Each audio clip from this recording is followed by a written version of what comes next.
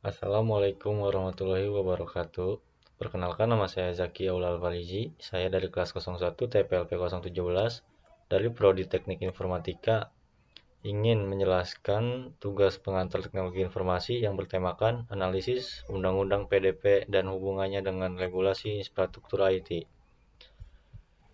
Yang pertama ada aspek penyimpanan data, data control recruitment. Yang pertama, keamanan data pribadi terdiri dari sistem enkripsi data at rest dan in transit, pemanfaatan protokol komunikasi aman yang dienkripsi, pemisahan data sensitif dan non-sensitif, penerapan data masking untuk informasi sensitif.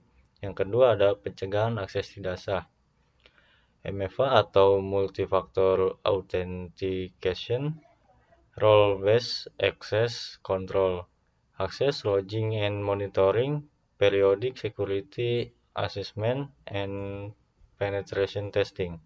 Yang ketiga ada pengolahan data sesuai persetujuan. Persetujuan dari pemilik data, pelacakan penggunaan pada penggunaan data, mekanisme pembatasan akses sesuai persetujuan, sistem notifikasi untuk perubahan penggunaan data. Yang kedua ada pengelolaan data center.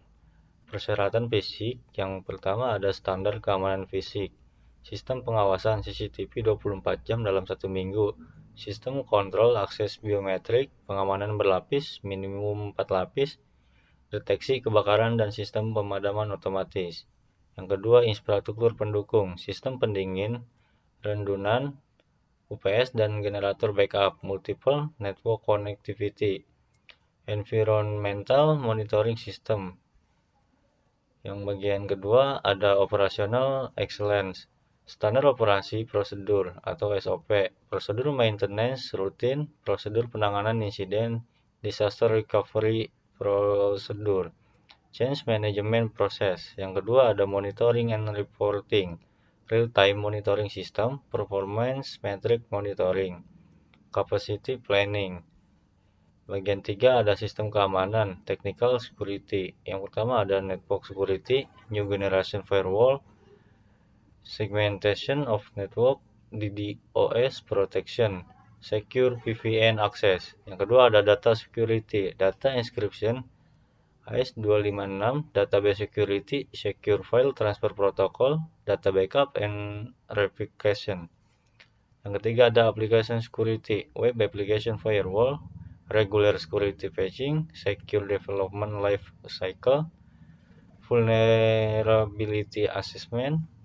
Yang bagian B ada administrative security. Yang pertama bagi kebijakan dan prosedur, informasi security policy, access management policy, incident response prosedur. Yang kedua ada manajemen SDM, security awareness training, technical certification, background checking, regular performance assessment. Yang keempat ada implementasi Undang-Undang PDP, langkah-langkah kepatuhan. Yang pertama ada assessment dan gap analysis, evaluasi infrastruktur existing, identifikasi kebutuhan penyesuaian, analisis risiko, penyusunan roadmap. Yang kedua ada implementasi teknis, upgrade infrastruktur, implementasi tools keamanan, penyesuaian sistem monitoring, pengembangan sistem dokumentasi. Yang ketiga ada dokumentasi dan prosedur, privasi policy, data protection policy, incident response plan, data retention policy.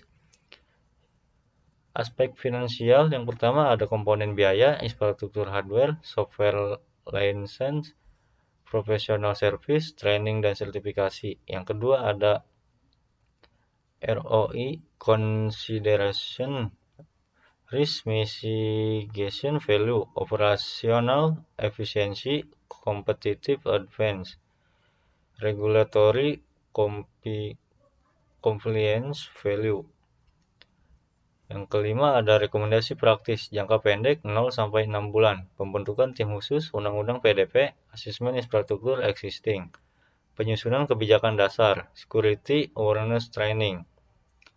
Jangka menengah 6-12 bulan, implementasi sistem keamanan dasar, upgrade infrastruktur kritis, pengembangan prosedur operasional, sertifikasi tim teknik.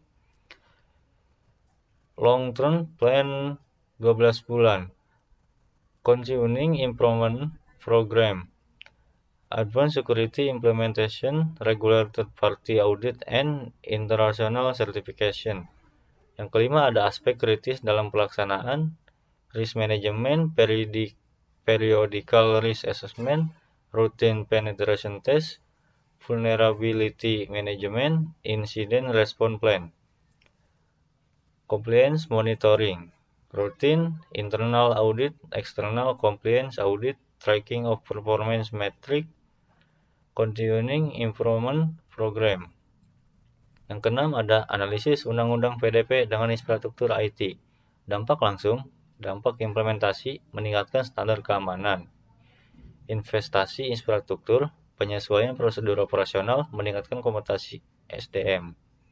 Kesulitan implementasi, yang pertama ada investasi biaya tinggi, kesulitan teknis, terbatasnya SDM, dinamisnya teknologi. Rekomendasi yang pertama ada roadmap implementasi, investasi tahap, meningkatkan kapasitas SDM, kerjasama dengan pihak ketiga yang tersertifikasi. Kesimpulannya, Undang-Undang PDP memberikan dampak besar terhadap pengelolaan infrastruktur IT. Organisasi perlu melakukan penyesuaian dan peningkatan standar dalam aspek. Yang pertama, penyimpanan dan pengolahan data. Yang kedua, pengelolaan data center. Yang ketiga, sistem pengamanan. Yang keempat dan yang terakhir, kompetensi SDM.